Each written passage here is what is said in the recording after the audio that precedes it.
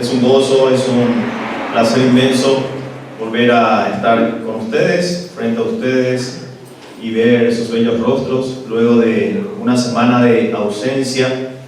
Nuevamente el Señor está permitiendo que esté en medio de la congregación dispuesto a predicar lo que dice el Señor mediante su palabra. Así que sean todos bienvenidos, queridos hermanos, en este tiempo, escuchando un poco la oración de nuestro hermano Miki sobre la situación que estamos atravesando como país.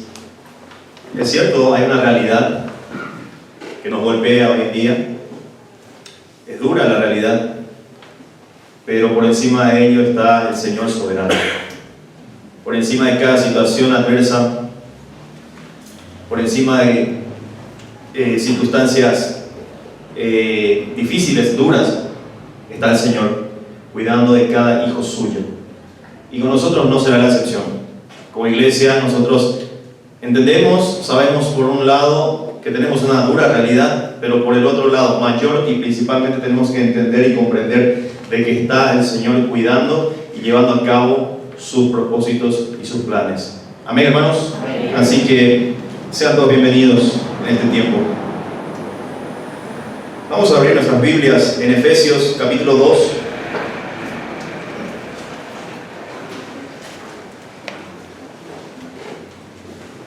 Versículo 4 al 10.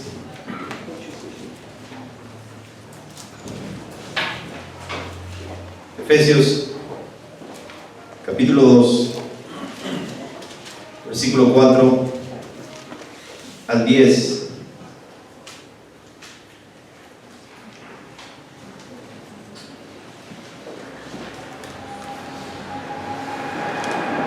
Dice el versículo 4 en adelante hasta el 10. Pero Dios, que es rico en misericordia, por su gran amor con quien nos amó, aun estando nosotros muertos en pecados, nos dio vida juntamente con Cristo. Por gracia sois salvos. Y juntamente con Él nos resucitó y asimismo nos quiso sentar en los lugares celestiales con Cristo Jesús, para mostrar en los siglos venideros las abundantes riquezas de su gracia en su bondad para con nosotros en Cristo Jesús. Porque por gracia sois salvos por medio de la fe, y esto no de vosotros, pues es don de Dios, no por obras, para que nadie se gloríe, porque somos hechura suya, creados en Cristo Jesús para buenas obras, las cuales Dios preparó de antemano para que anduviésemos en ellas. Oremos. Nuestro Padre Celestial, que estás en los cielos, gracias, Señor, te doy por tu amor, por tu gracia y por tu misericordia. Exalto tu nombre, Señor. Eres el único Dios vivo y verdadero, Señor. Nosotros como iglesia estamos dispuestos a escuchar, Señor, lo que tienes para nosotros. Señor, como país estamos atravesando situaciones adversas, pero así como estamos notando eso, como somos conscientes de eso, te pedimos, Señor, también que nos des la capacidad necesaria para seguir confiando en ti, Señor. Entendemos y reconocemos que por encima de cada situación, de cada gobierno, de cada país, de cada ley terrenal, estás tú y tu soberanía, Señor. Esto también nos debe enseñar de que debemos depender más de ti, Señor. Desecha nuestros argumentos, desecha nuestra altivez, nuestro orgullo. Esta mañana como iglesia queremos adentrarnos a tu palabra. Danos oídos sensibles, Señor, para entender y comprender tus verdades Que tu Espíritu Santo, Señor, nos lleve a tus propósitos y que tu mismo Espíritu Santo me use esta mañana como un instrumento, Señor. Bendice este tiempo, Señor. Glorifícate a través de la predicación, Señor. Y también pedirte perdón por nuestros pecados. Ora así, Señor, en el nombre de Cristo Jesús. Amén. El título del mensaje de esta mañana es Salvos por gracia. Salvos por gracia. Ahora, por un momento imaginemos, queridos hermanos, un cuadro oscuro, una escena oscura, en donde hay una desesperanza total. Dentro de este cuadro, imaginemos que yace una persona inmóvil, sin vida, incapaz de moverse, incapaz de respirar o quizás de levantarse. De repente, una luz intensa irrumpe la casa, la escena o el cuadro, y una mano poderosa pero amorosa extiende su brazo hacia esta persona. No hay mérito en una persona que yace allí. No hay movimiento ni esfuerzo que justifique la acción. Sin embargo, la mano lo toma, lo levanta y lo transforma. Lo transforma en una nueva persona, lleno de propósito. Esta imagen, queridos hermanos, ilustra de manera vívida el mensaje central de Efesios capítulo 2, versículo 4 al 10. La transformación radical que Dios hizo en nosotros, no porque hemos hecho algo, sino todo por amor y por gracia suya.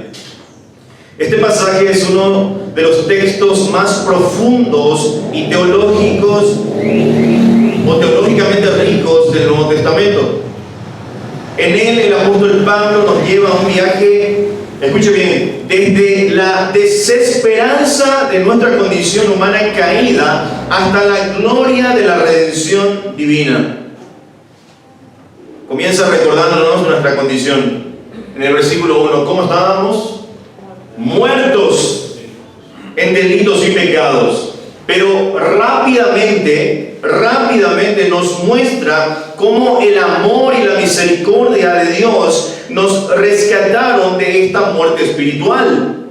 No fue por nuestras obras, no fue por nuestras justicias, sino enteramente se lo debemos a la gracia de Dios, que es un regalo inmerecido. Y no solamente eso, queridos hermanos, sino que también nos revela el propósito detrás de esta redención. Somos hechura suya, creados en Cristo Jesús para buenas obras. Para buenas obras. El teólogo John Stott dijo una vez: la gracia de Dios no es simplemente una ayuda para que alcancemos la salvación, es la fuente misma de la salvación. Continúa diciendo, no es un complemento a nuestros esfuerzos, es el fundamento de todo.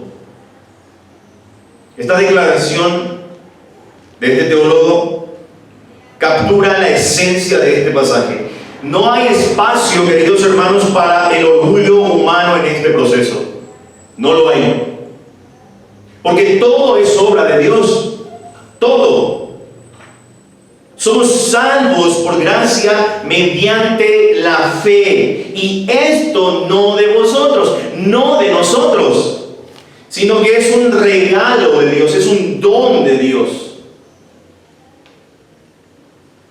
Por otro lado, Martín Lutero, en su comentario sobre este pasaje, dijo lo siguiente: somos salvos solo por la fe. Pero la fe que salva, escuche bien lo que decía Lutero, la fe que salva nunca está sola. Siempre produce frutos en buenas obras. Esto nos lleva evidentemente al último concepto o al último pasaje clave también del texto: nuestra identidad como hechura de Dios. No somos salvos por obras, no somos salvos por obras, pero somos salvos para obras.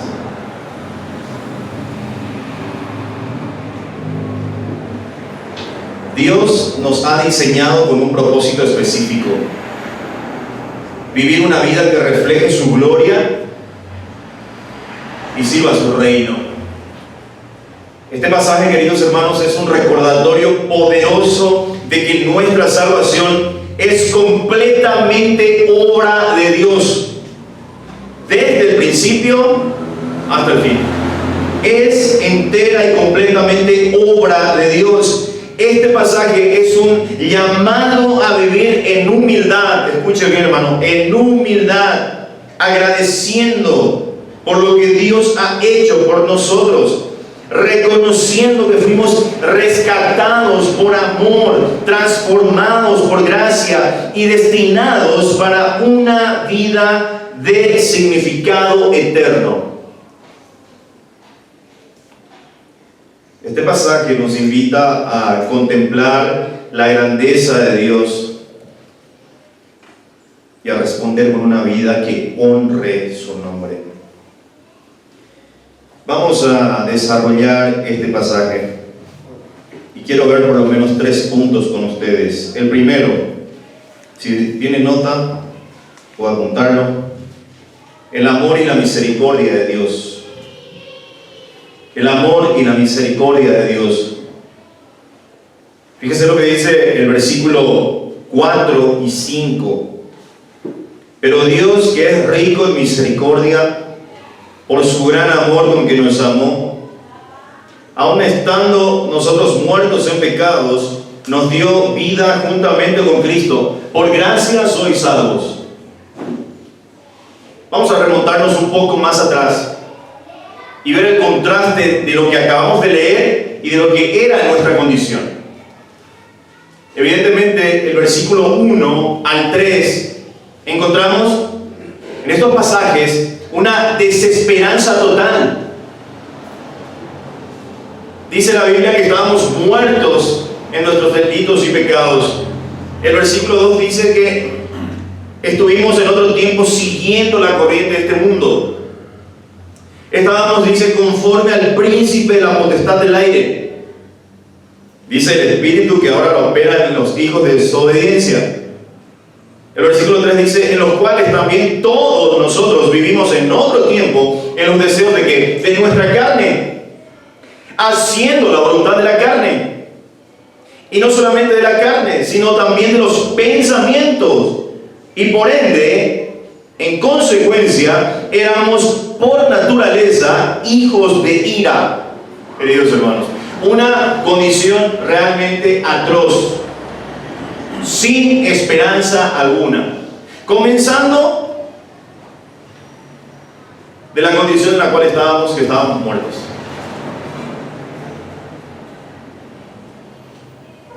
Me gusta la palabra pero en la Biblia.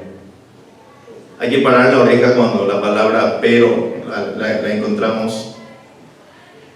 Pero Dios entra en acción.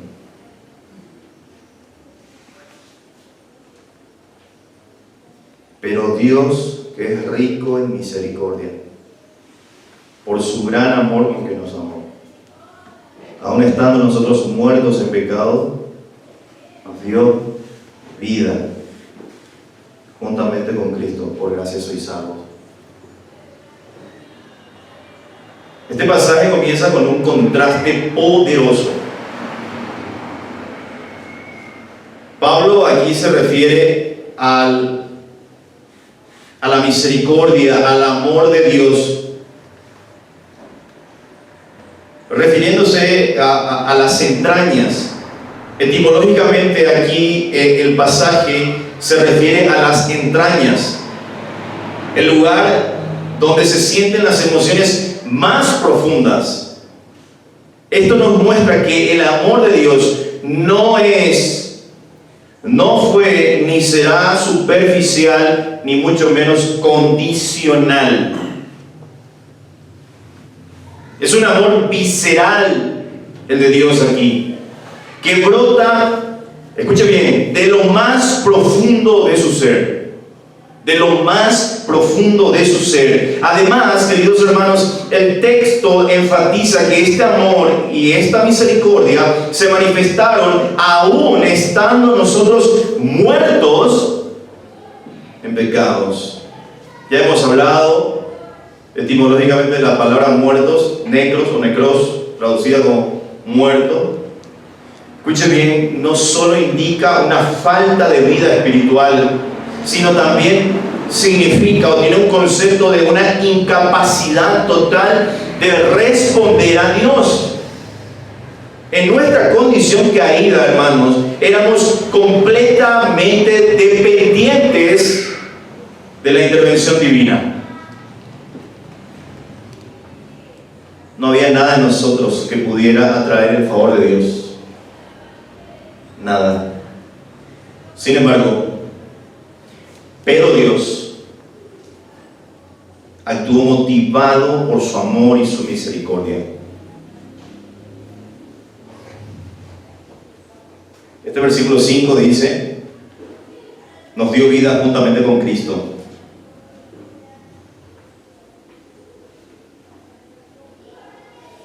La frase "nos dio vida juntamente" implica, escuche bien, una unión íntima con Cristo en su resurrección.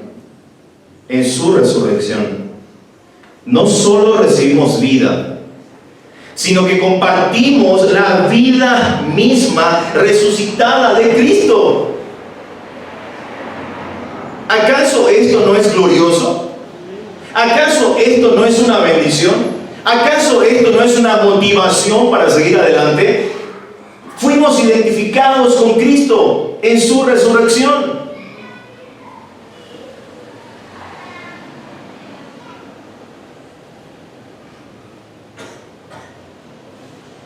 Es un acto de gracia soberana, donde Dios nos incluye, escuche muy bien, donde Dios nos incluye en la victoria de Cristo sobre la muerte. Sobre la muerte. Sobre la muerte. Identificados con Cristo sobre la muerte. El mismo Pablo en Romanos 5:8 dice: mas Dios muestra su amor para con nosotros, en que siendo aún pecadores, Cristo murió por nosotros.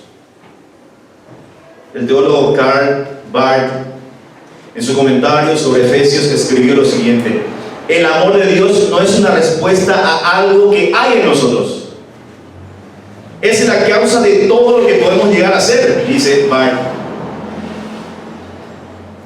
Escuche bien cómo termina su cita. El amor de Dios es un amor que nos busca antes de que lo conozcamos, nos redime antes de que lo merezcamos y nos transforma antes de que lo entendamos. ¡Wow!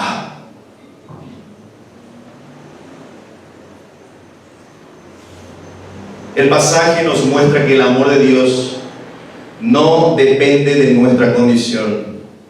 Aun cuando estábamos muertos en pecados, Él nos amó. Este amor no es pasivo, es activo, es poderoso, capaz de darnos vida espiritual. No hay nada en nosotros, no hay nada en el ser humano que pueda ganar este amor.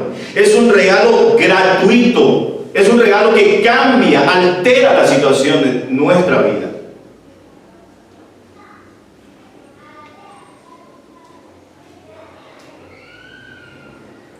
La misericordia de Dios es su compasión en acción. Él no nos dio lo que merecíamos. ¿Qué merecíamos? Juicio.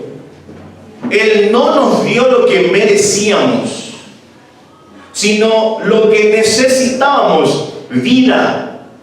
Esta misericordia es rica, es decir, abundante y suficiente para cubrir todo con referencia a nuestra indignidad. La resurrección espiritual, queridos hermanos, que experimentamos no es algo que logramos por nuestros esfuerzos. Los primeros pasajes del capítulo 1 de Efesios, ¿se acuerdan? Que fuimos escogidos, predestinados antes de la fundación del mundo. Esto es muy importante. Esto es muy importante que entendamos y comprendamos. Porque si fuimos escogidos y predestinados y apartados para salvación antes de la fundación del mundo, significa de que nosotros no estábamos aún. Entonces nuestras obras, nuestras conductas, nuestras justicias quedan de lado. Y Dios se enfocó en darnos vida. Este primer punto nos confronta con la realidad de que nuestra salvación es completamente obra de Dios. Su amor y misericordia son la base de todo. Y nuestra respuesta debe ser adoración, gratitud y entrega total. John Piper dijo: el amor de Dios no existe para hacernos sentir valiosos. Escuche bien. El amor de Dios no existe para hacernos sentir valiosos, sino para mostrarnos que Él es valioso. Este pasaje nos invita, este par de versículos nos invita a maravillarnos ante la grandeza de su amor y a vivir en consecuencia, sabiendo que fuimos rescatados por gracia. Punto 2. La salvación por gracia mediante la fe. Fíjense lo que dicen los versículos 8 y 9. Bueno, el 6 dice: y juntamente con Él nos resucitó y asimismo nos hizo sentar en los lugares celestiales con Cristo Jesús. ¿Le hace familiar lugares celestiales? ¿Dónde lo encontramos? Versículo 3: bendito el Dios y Padre de nuestro Señor Jesucristo, que nos bendijo con toda bendición espiritual. ¿Dónde? En los lugares celestiales con Cristo. Para mostrar en los siglos venideros las abundantes riquezas de su gracia en su bondad para con nosotros en Cristo Jesús. Y el versículo 8 y 9 dice: porque por gracia sois salvos por medio de la fe, y esto no de vosotros, pues es don de Dios, no por obras para que nadie se gloríe. Pablo declara esto y utiliza una palabra importante aquí, que se repite varias veces: gracia. Pablo está enfatizando que la salvación es un favor inmerecido. Inmerecido. No es algo que podamos ganar o merecer. Lo que cada uno de nosotros merecía fue el infierno, o era el infierno. Recordemos las palabras de Isaías: nuestras justicias son como trapos de inmundicia. La salvación no es algo que podamos ganar o merecer. Es un regalo que proviene únicamente de la generosidad de Dios. Pablo dice aquí: por medio de la fe. Indica que la fe es el instrumento por el cual recibimos la salvación. Sin embargo, hay algo llamativo aquí. Pablo aclara, escuche bien, Pablo aclara que incluso la fe es algo que no generamos nosotros mismos, sino es un don de Dios, es un regalo de Dios, es un obsequio de Dios.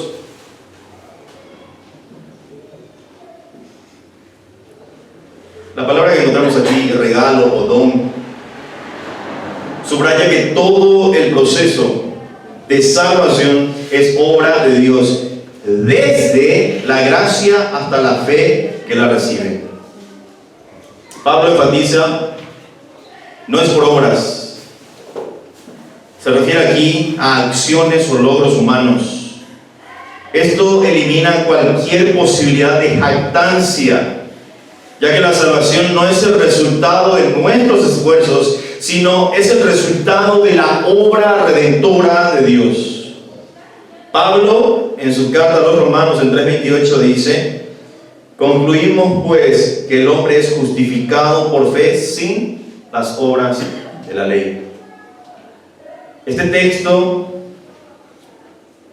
refuerza la idea de que la justificación y la salvación son por fe, no por obras humanas. Juan Calvino dijo: la fe no es una virtud que merece la salvación, sino un instrumento vacío que recibe la gracia de Dios. Es como una mano extendida, dice Calvino, que no tiene nada que ofrecer, pero que recibe todo. Que recibe todo. La cita de Calvino resalta, hermanos, que la fe no es una obra meritoria, sino es el medio por el cual recibimos el regalo precioso, maravilloso y glorioso de la salvación. Recuerde bien esto: la salvación es un acto de gracia divina, no un logro humano. Esto nos recuerda que no hay nada en nosotros que pueda ganar el favor de Dios. No hay nada. No hay nada. Todo es un regalo inmerecido. La fe, hermanos, es el canal por el cual recibimos la salvación. No es la causa de ella. La fe no es una obra que merece recompensa, sino es la respuesta humilde que reconoce nuestra dependencia total de Dios. El versículo 9 deja bien claro esto. Y no hace falta ir 6 años al seminario para entender esto, lo que dice el versículo 9. No por obras para que nadie se gloríe, para que nadie se jacte. Esto elimina cualquier posibilidad de jactancia humana. Esto nos debería de llevar a vivir en humildad, reconociendo que todo lo bueno que tenemos proviene única y exclusivamente de Dios. De Dios.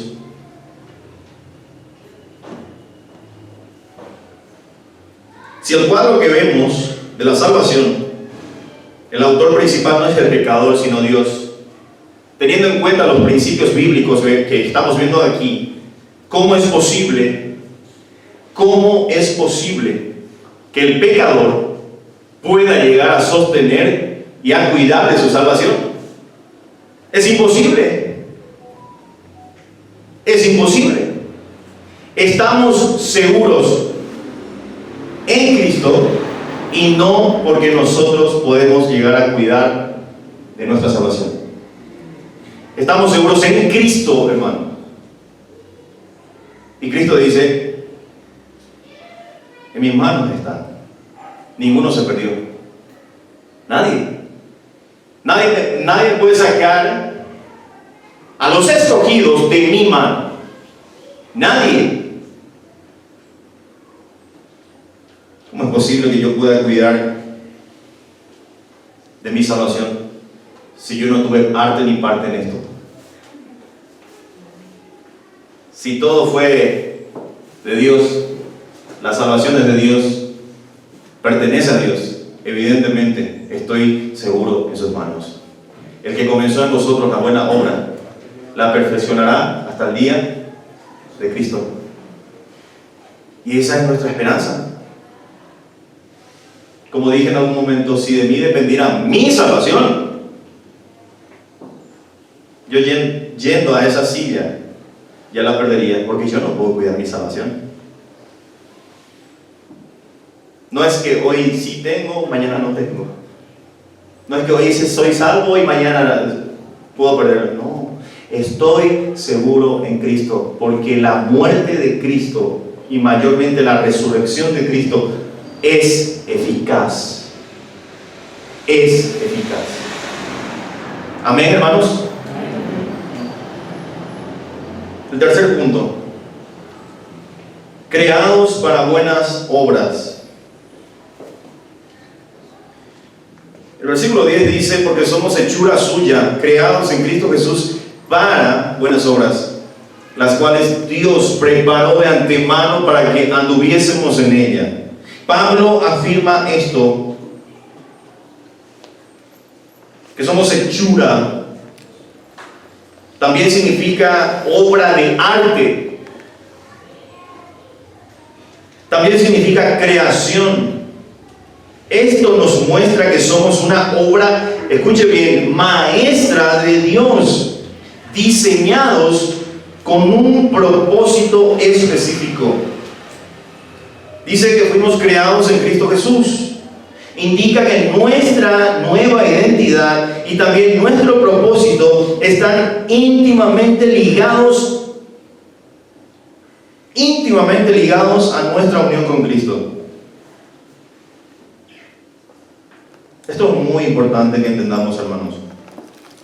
No somos meramente salvados de algo, que hace el pecado y la muerte, porque fuimos salvos del pecado y de la muerte y de la condenación. No solamente fuimos salvados de algo, sino que fuimos salvados para algo. Para algo. Fuimos creados para vivir una vida de propósito y de servicio. Pablo menciona que las buenas obras fueron preparadas de antemano por Dios. La palabra aquí, preparar de antemano, sugiere que Dios tiene un plan específico para cada uno de nosotros. Tiene un plan colectivo, general, para su iglesia, pero también tiene un propósito individual, específico para cada uno de nosotros. Las buenas obras, hermanos, escuche bien, no son una carga añadida, sino son el fruto natural de nuestra vida en Cristo. Las buenas obras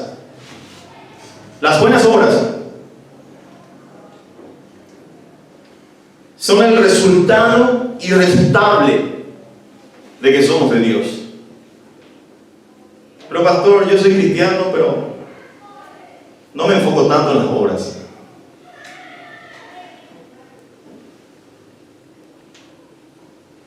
Santiago 2:17 dice, así también la fe, si no tiene obras, está muerta en sí misma.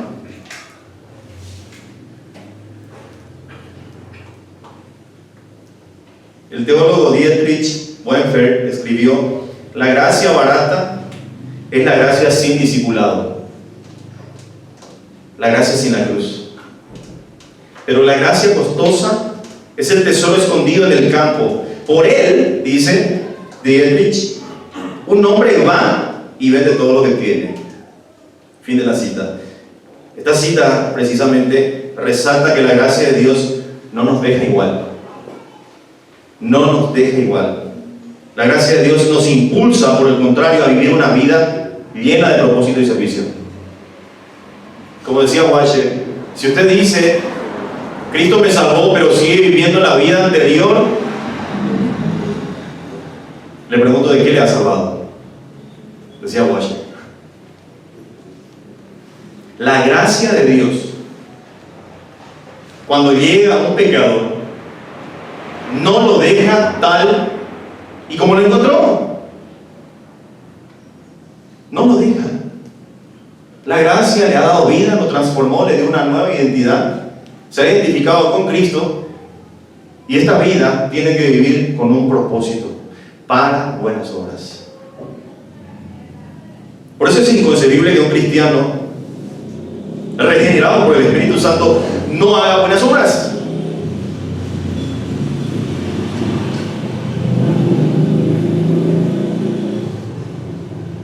Las buenas obras no son la causa de nuestra salvación, son el resultado de ella.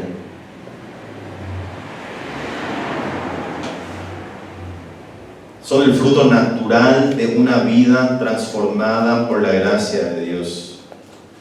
Dios tiene un plan específico, hermano, para cada uno de nosotros.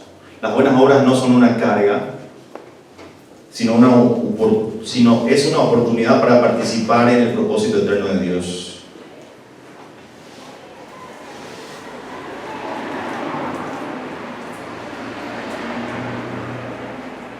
¿Se acuerdan las palabras de Cristo en Mateo 5:16? Me vienen a la mente las palabras de Cristo en el Sermón del Monte.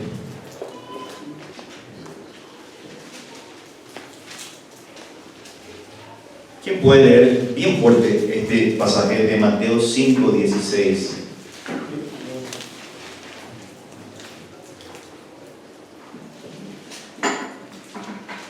¿Quién lo lee? Aquí.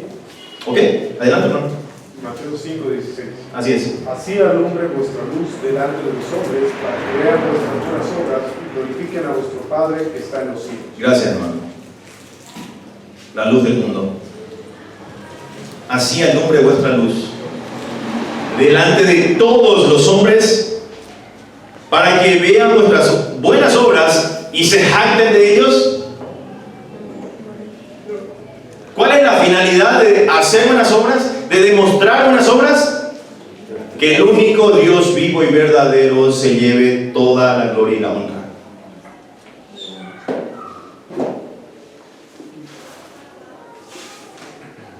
Rapidito voy a dar 3 aplicaciones de este pasaje. Hay mucho más, pero por lo menos 3 es suficiente. Número 1, vive en gratitud por la gracia de Dios. Reconozcamos, hermanos, que todo lo que tenemos es un regalo de Dios.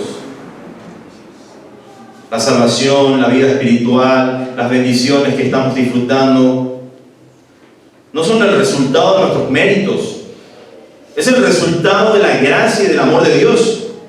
Debemos de cultivar un corazón agradecido, y en estos tiempos difíciles que estamos viviendo, es difícil tener un corazón agradecido. Es muy difícil. Pero esto, como les dije a los jóvenes anoche, es una maravillosa oportunidad. La situación que estamos atravesando es una maravillosa oportunidad que nos debe de ayudar para depender más del Señor. Para depender más del Señor.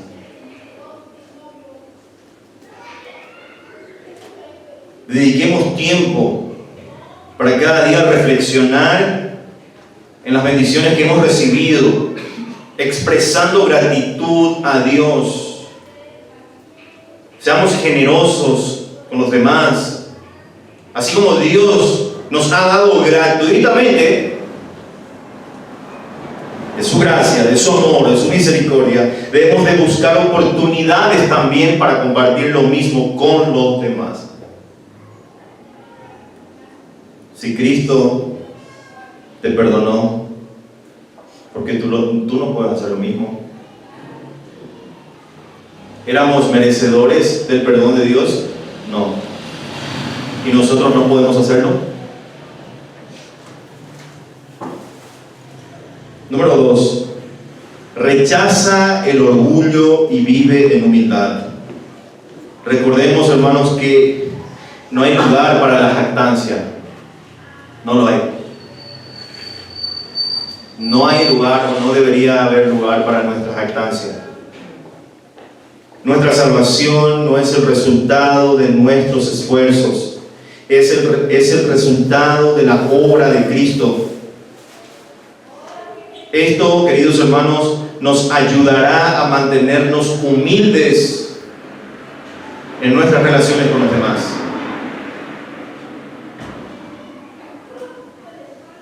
Pero no es salir a la calle y gritar a los 4 vientos: soy humilde, soy humilde. No. El que se jacta de ser humilde ya ha pecado de ser soberbio.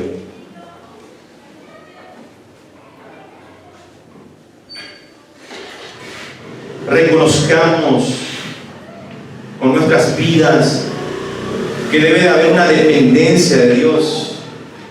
En lugar de confiar en nuestros propios esfuerzos o de nuestras propias fuerzas, Busquemos la guía y el poder de Dios en cada área de nuestras vidas. Celebremos, queridos hermanos, el éxito de los demás sin envidia. Recordemos, queridos hermanos, es algo, lo que voy a decir es algo que se nos olvida constantemente. Somos miembros los unos de los otros. Somos un cuerpo. Tenemos una cabeza. Tenemos un dueño y Señor, Cristo Jesús. Entonces, celebremos las buenas cosas que le está sucediendo a otros hermanos. Al entender que todo lo bueno en nuestras vidas es un regalo de Dios, podremos alegrarnos genuinamente por las bendiciones de otros. Y la tercera aplicación: cumple tu propósito de hacer buenas obras. Debemos de buscar oportunidades para servir. Escuche, hermano, las buenas obras no son opcionales. No lo son. No son alternativas. Las buenas obras no son opcionales. Las buenas obras son el propósito por el cual fuimos creados.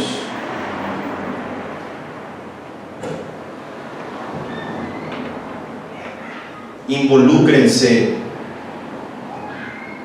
en los ministerios de la iglesia. Involucrémonos en los ministerios de nuestra iglesia.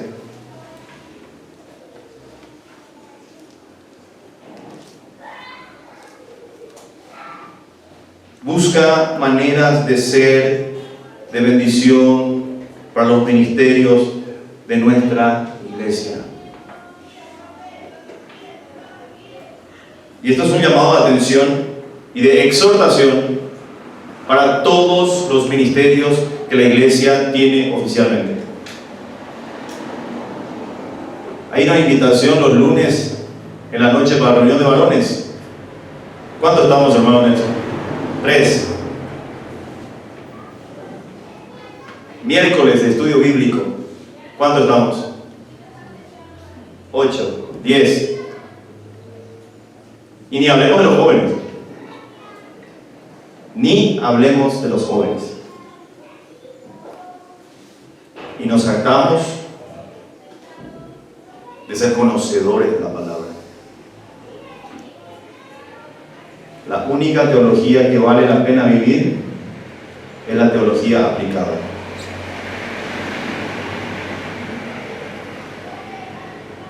Al hacer buenas obras, hermanos, estamos demostrando al mundo el amor y la gracia de Dios. Y lo que estoy diciendo no es para que me miren mal, lo estoy diciendo con amor, porque al fin y al cabo es mi deber como pastor. En conclusión, estas aplicaciones prácticas nos ayudan a llevar el mensaje a nuestra vida diaria, a vivir en gratitud, humildad, propósito. No solamente honramos a Dios, sino que también reflejamos su amor, reflejamos su gracia a un mundo que lo necesita desesperadamente, hermano. Nuestra vida transformada por la gracia de Dios es el testimonio más poderoso que podemos dar. Que el Señor les bendiga, queridos hermanos. Amén. Amén. Vamos a ponernos en pie.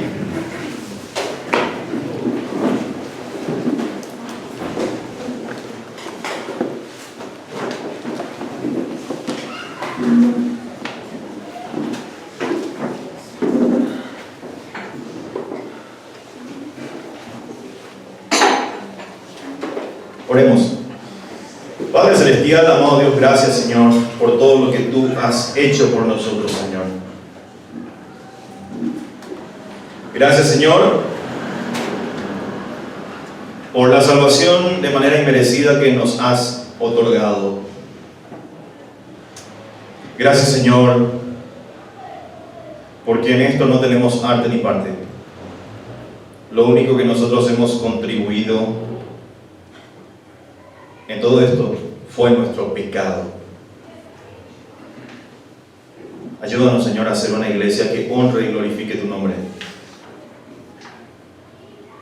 tu trabajo y el de tu Hijo Jesucristo, y obviamente el del Espíritu Santo, ya ha sido hecho, Señor. Ahora queda en nosotros demostrar realmente que te pertenecemos, Señor. Porque las buenas obras son la prueba irrefutable de que somos tuyos, Señor. Bendice a tu iglesia, sigue trabajando en cada uno de nosotros, Señor. Guíanos en esta semana que comienza. Y Señor, ayúdanos a depositar genuinamente nuestra esperanza y nuestra fe en ti, Señor. Más allá de las circunstancias adversas que lleguemos a pasar, ayúdanos a entender y a comprender que tú estás en control absoluto de cada situación, Señor. Bendice a los hermanos y también a los que no han venido, Señor. Guárdalos. Oro así, Señor, en el nombre de Cristo Jesús. Amén. Que el Señor les bendiga, hermanos.